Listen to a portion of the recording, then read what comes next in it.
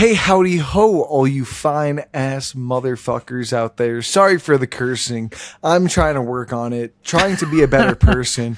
Is that in reference to the comment on the video? Yeah. I was thinking about that. I think it's funny that I think the only movie that we've done in the last since that wasn't hard R movie was Minions, and we still cursed in that, I'm pretty sure too. Well, I'm just of course the one video or podcast it's put on is the one about scary movie comedy. Yeah, it's about scary movie I know. too, which there's a lot of ironic funniness to that. But yeah, I can't really remember why we're here talking about Hansel and Gretel. I think last time I said that it's probably because Moana's coming out, or it was. Moana's coming out this weekend, I think, and we wanted to talk about some classic tale, I think, to some regard, something in that realm. But we're here talking about Hansel and Gretel, Witch Hunters. Came out January 2013 with the creator of the Jeremy Renner app, Jeremy Renner. And one of my earliest crushes in Hollywood, Gemma Arterton, not Arterian. Nope. Arterton. Yes, there we go. Okay. Some crush you had, couldn't even pronounce her name. You know what the worst part is too? English was my best subject in high school. But that's neither here nor there. Sure, I believe that. Bro, I got an A+ throughout my entire high school experience. But regardless, I wanted to talk about this movie because I remember it coming out in 2013. And for me, I think Hansel and Gretel Witch Hunters is one of those fine balance things where they take an original children's story that I think pretty much everyone's familiar with and adds a rated R twist to it, because coming back to it, it's not as fun as I remember the film being, but I think it's still pretty fun. I still think it's pretty fun, dude. I think this perfectly sums up the movie. This movie is objectively bad, but it's still really fun. The film knows what it wants to be. 100%. This movie knows who it was for, and I love that about it. In contrast to a movie that we're going to talk about next week, which was not made with an intended audience, I feel. But I don't know. Again, objectively bad. You would not watch this movie and be like, oh, this is a 10 out of 10 great movie. It's so, well. It's just ridiculous. It is. And listen, ridiculous movies are always fun. But this is obviously from the same director of Spermageddon. Oh, we talked about that at the end of last video. Bro, stop! Don't remind me of Spermageddon, bro. But I don't know. I think this is one of the few films where they're able to take something like the original Hansel and Gretel story and make something interesting out of it. Because as far as I'm aware, the original tale was literally just the opening of this film where it's the two siblings and they get taken or abducted into this witch's house that's full of candy.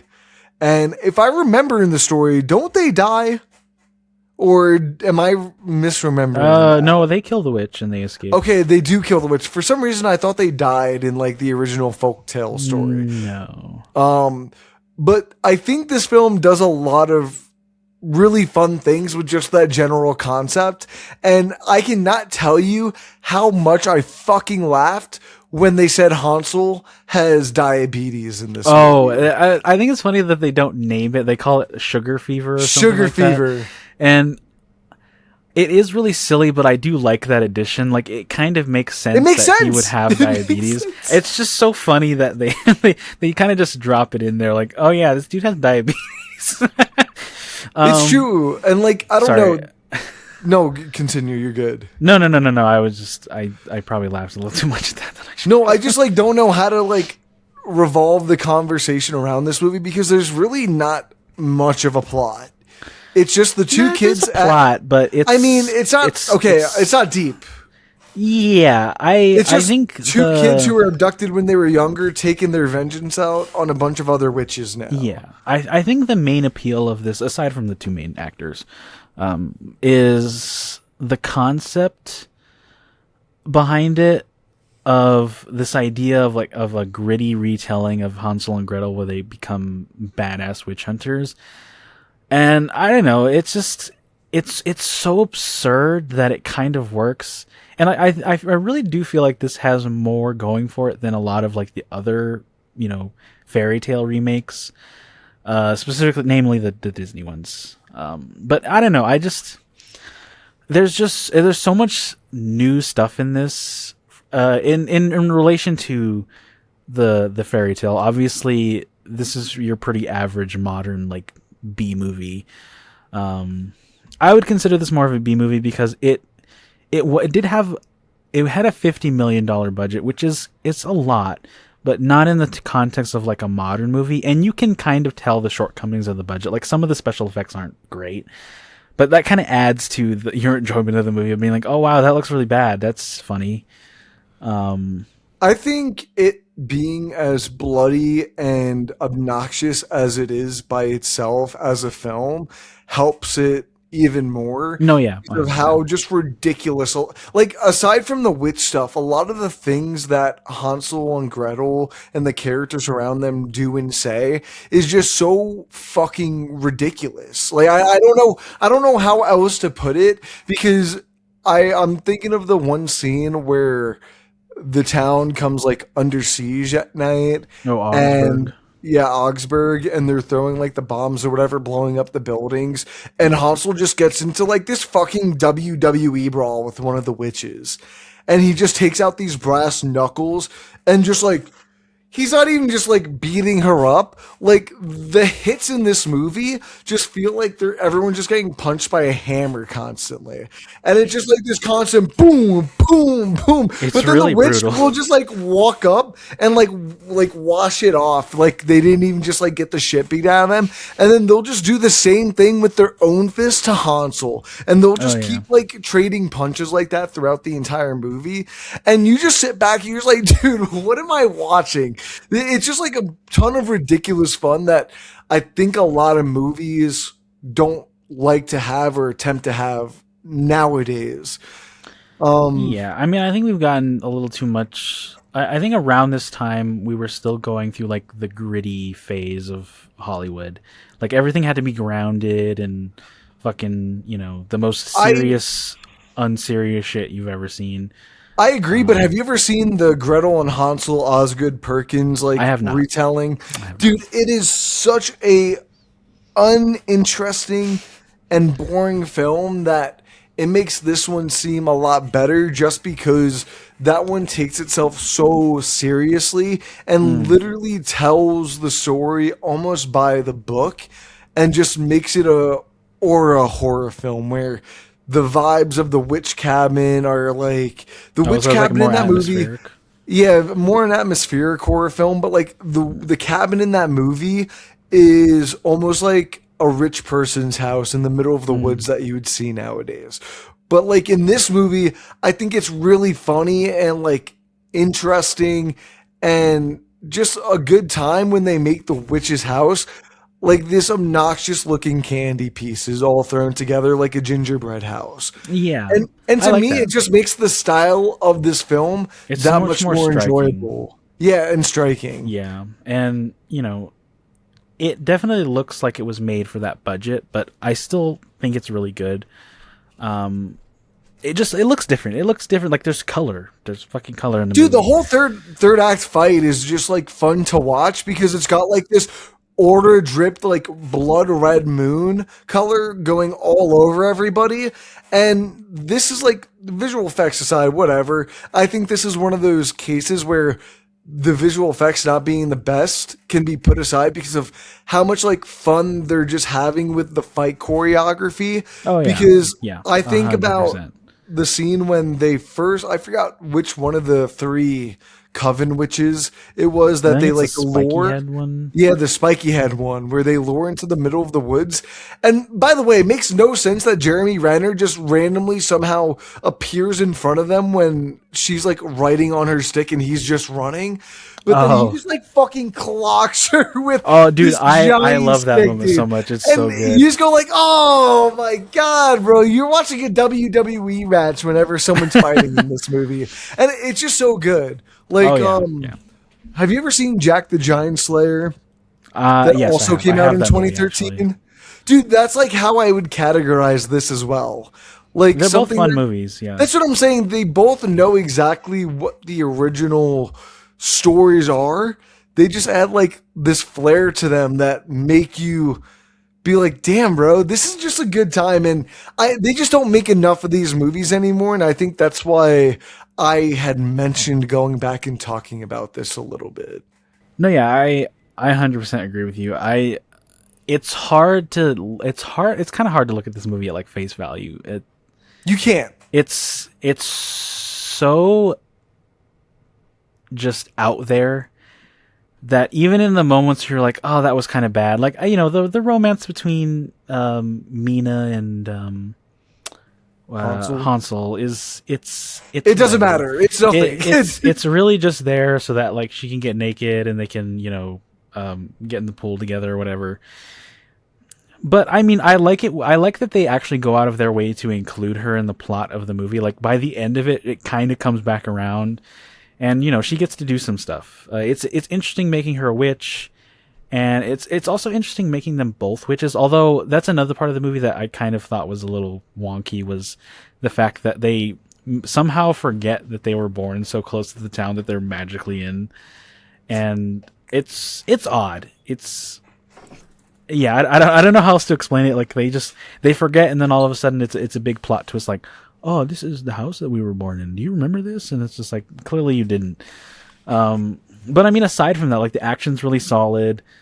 It's so high octane, even though they're not really doing a lot, but it's so badass, and they know it is. And also, I really do enjoy. Even though I know you and me were making fun of the accents. And how Jeremy Renner's accent is so different from Gemma Arterton, who's playing his sister. But I do like the sibling vibes that they give off in the movie. It's really fun to watch. Dude, they have good chemistry in this movie. Yeah, no, 100%. And I don't know. Their chemistry as Hansel and Gretel, like you buy them as siblings in this movie. And I'm not talking about when they're fighting and stuff like that. I like more of the more intimate scenes. Like I forgot when it was in the movie, but when they go to like the pub and Hansel's trying to hit on this woman, but Gretel's doing work and trying to like discuss what could potentially be going on with all the witches in the area. And then that little banter back and forth between the two of them, I thought are like some really good moments that I don't think you would expect from a movie like this. Yeah, I mean, especially when the Jackson, I think his name is. I'm trying to remember what's the. Are you talking about Ben? Ben, yeah, you're right. Sorry, Ben. Okay. Ben comes over, and you know he's nerding out over them, and you can tell that they're both kind of annoyed. But Gemma Arterton's character, sorry, I shouldn't say that. I should remember their names. Is what I'm trying to say. Gretel.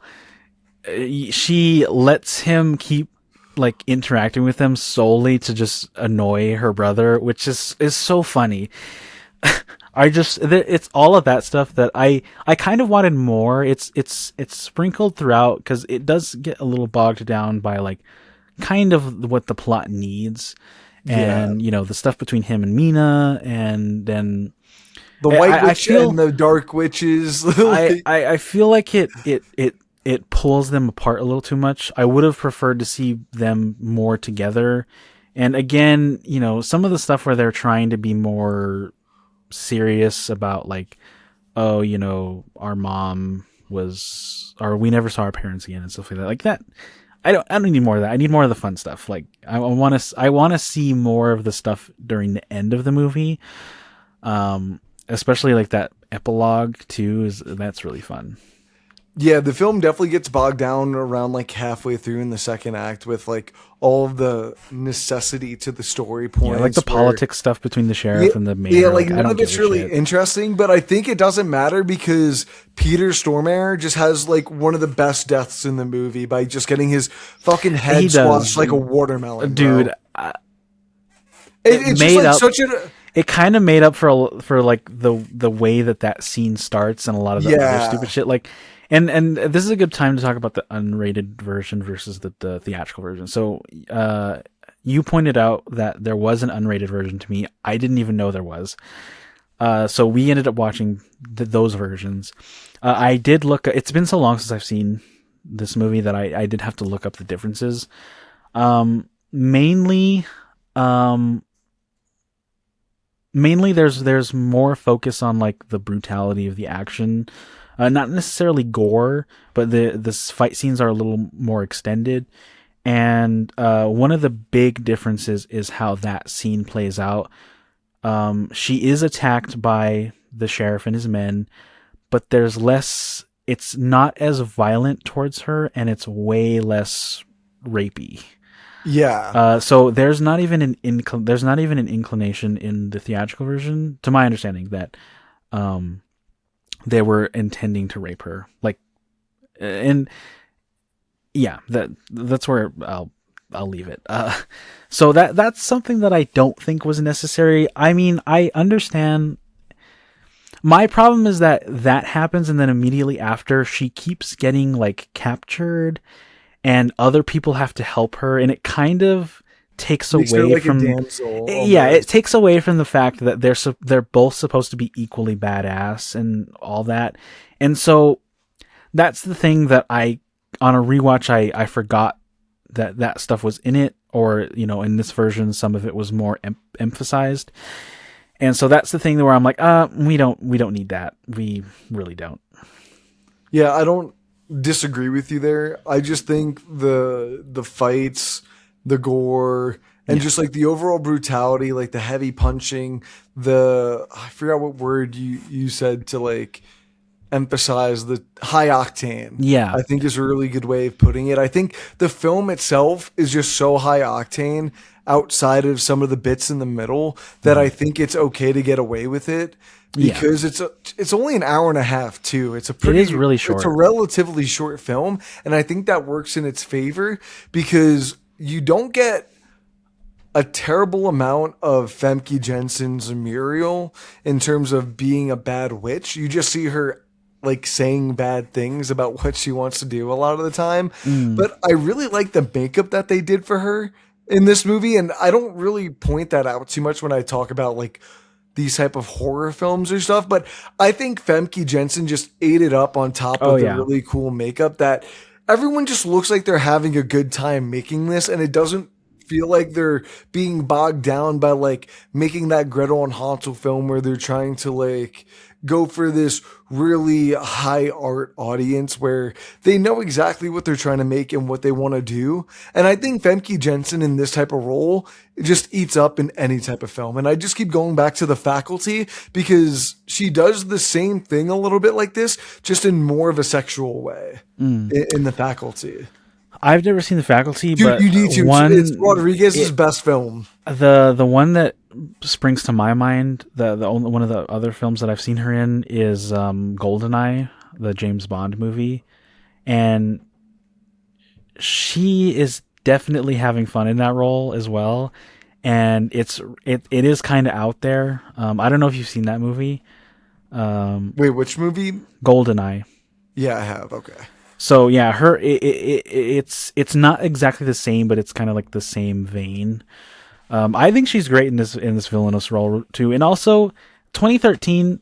It's a miracle they didn't CGI that shit, like the look. No, of they the do a witches lot scene. of practical effects in this movie, 100%. which is also really nice because they do a lot of interesting things with their action scenes. And I'm not talking about just like the fights themselves, but like the way they interact with their environments and like the witch is just getting up on her broomstick and when they first capture her and riding away, but then they're both running after her like they would actually be able to catch her. But then the film's like, you know what? They're just magically in front of her now so they can. And like, I'm not looking at this film as something I'm going into and want to put a lot of thought into, because if you want that, you get Gretel and Hansel, and you'll have a boring ass time because it's 2 hours long, and they're stuck in that fuck ass house for all of it. I mean, I think the other main thing too is that, like, obviously a lot of these, you know, grim fairy tales, they're not like the length of a feature film or even like a novel or anything. They're meant to be short bedtime stories that you would tell to scare the shit out of your kids and be like, okay, don't do that and you'll be fine. And you know, they're in a similar vein to something that we're going to get into next week, like with Greek myths. They're meant to be like cautionary tales, and there's supposed to be an inherent lesson in the story. And so this movie is like, we can't really make it, we can't do anything with that. So we're going to put all of that crammed into the prologue, and then we're going to tell our own story. And, you know, so, you know, I think it works in that regard of like, this is the background, this is the foundation, and now we're building off of that to tell this new unique take on their characters. And I like it. I think it's really good. It reminds me a lot of like Van Helsing, which is another good movie that well, not good movie. It's another. It's a good movie, bro. Stop. You will well, never no, it's another movie that's not really that good, but is still enjoyable regardless. And this does feel like a movie that I should watch more often, like during Halloween, like just to throw on and be like, I'm just gonna sit here and I'm gonna enjoy watching this movie. Yeah, this also, I don't know if you've ever seen this, but gives me kind of like a Brothers Grimm type of vibe to it. am so glad you brought that movie up because I love that movie. It's been a long time since I've seen it, and I really want to rewatch it again, You want to hear something funny? Yes. I think it was the day before we shot Faust that I rewatched that movie. And it was on Stars, I think, and I was like, oh, I haven't seen this movie in a while. This feels kind of like in the same vibe of like a good, like, you know, dark fairy tale. And I rewatched it, and it's not a perfect movie, but I mean, I'm sorry, you can't say no to Matt Damon and Heath Ledger together. Like, that's another good like time pairing.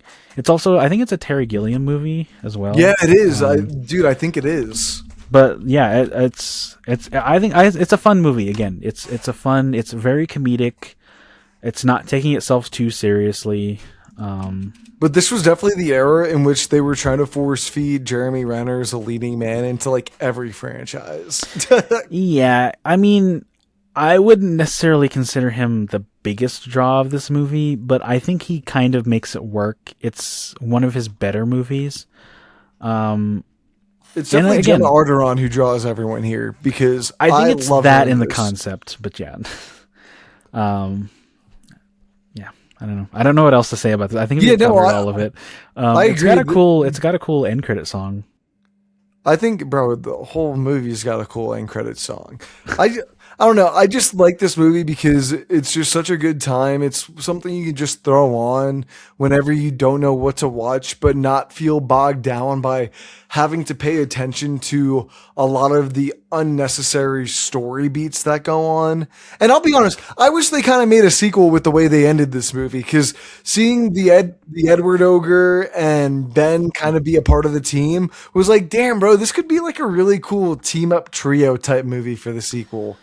No, yeah, it definitely feels like it was intended to, you know, have more than one entry. Obviously, there were plans because it did make a lot of money. Like $300 million. Right? Mostly it was overseas. I think here in the States, the January slot kind of did it dirty, with it being, you know, January is where movies get well, I'll say this. This was back when January was really the fucking, like, graveyard for movies. Nowadays, I mean, it still kind of is, though. I don't know. I feel like we have a much better chance at getting good January movies now than we did when this came out. I don't know. But anyways, yeah, they were intending to have one, and, you know, everyone was going to come back.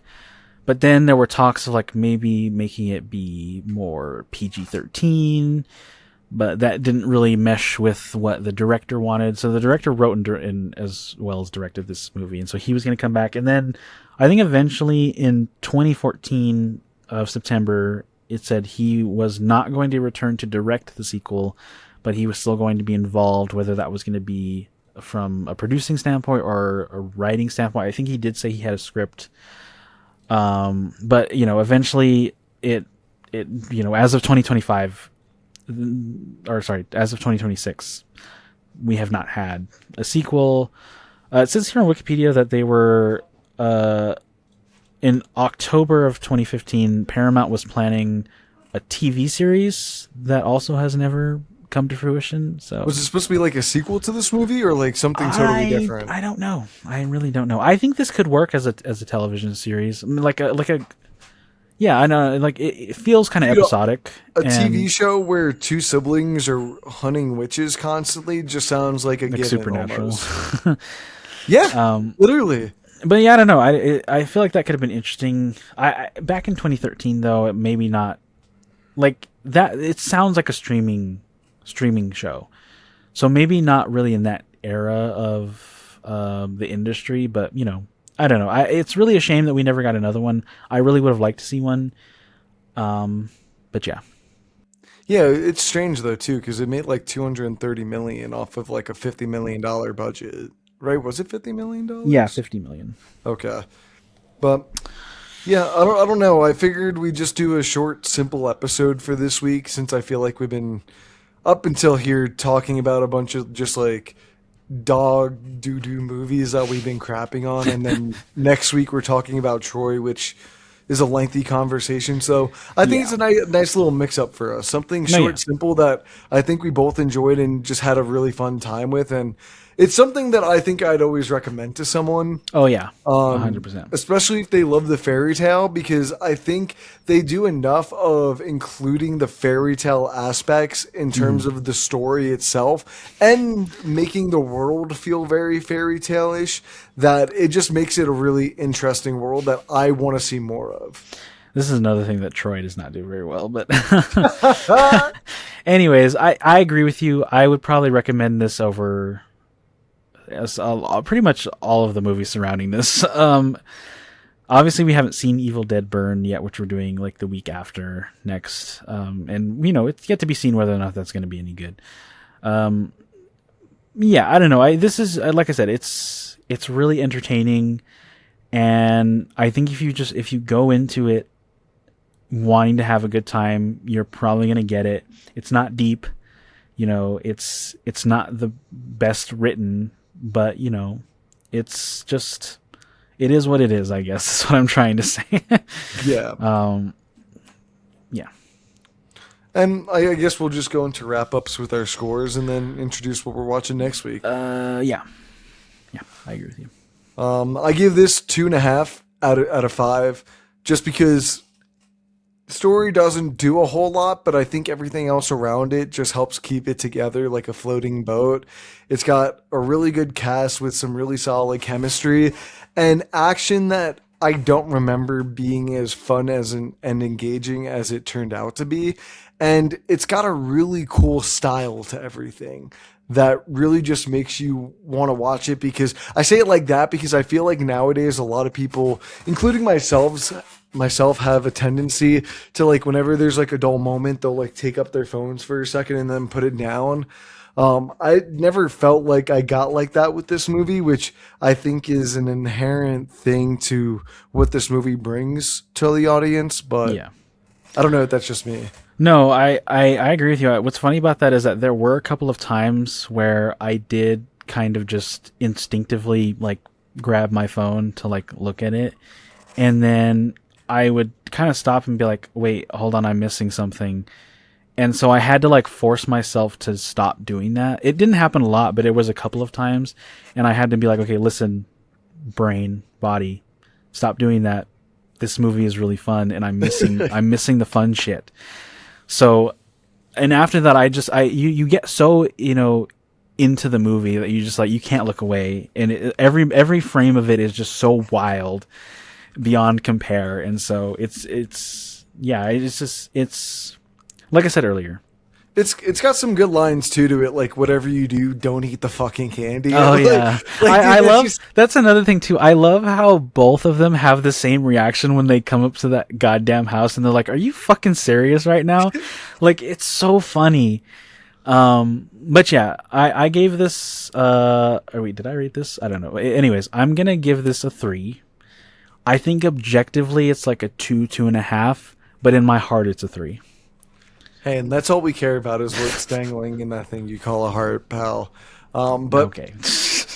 yeah, thank you guys for joining us for this shorter episode today. I hope you guys at least enjoyed the film like we did. Without a doubt, though, leave us a like, comment, and subscribe. Let us know what you thought about the movie down below, if you've ever seen it or if you ever intend to see it, and what your favorite parts were, because I feel like there's a lot to just overall enjoy about this movie for a lot of audience members of all ages. Well, maybe not all ages. No, dude, I would, if I had a kid, I'd let him see it. Maybe I shouldn't say that. I think I watched this a little too young as well. For some reason, my mom let me watch. I mean, I was like 14 when this came out, so I was perfect age for it. If you were No, 14, I was 13. I was 13. Okay, Sorry. if you were 13, I was 10. So yeah, you were just like on the precipice. Precipice, dude. I'm just like, it's one of those days for me again. Get ready, because the Greek names and shit are gonna befuddle you once we get into Troy. Dude, anytime I've seen it on like IMDb or people talk about it, I've been befuddled. So, yeah, thank you guys so much for enjoying us. Not enjoying us, but I mean, no, they're us. enjoying us. Yeah, you might be enjoying us. I don't blame you if you enjoy the rampant cursing, because it's only gonna get worse. Fuck yeah, baby. Fuck yeah, baby. We'll see you guys on the next one. Peace.